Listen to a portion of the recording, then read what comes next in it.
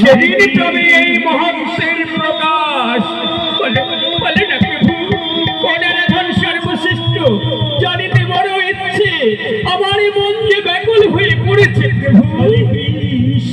পার্বতী, আরাধনা, সেই আরাধনা ভক্ত আরাধনা নাম, তস্মৈ পরতর সেদিয়ানাং সমার্চনাম।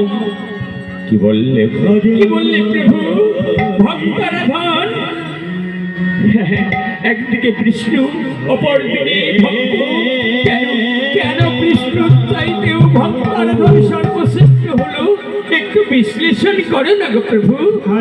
পার্বতী, যারা ভগবানের আরাধনা করে, তাদের আরাধনা যদি কেউ করে, সেই আরাধনাই হলো সর্বশ্রেষ্ঠ আরাধনা।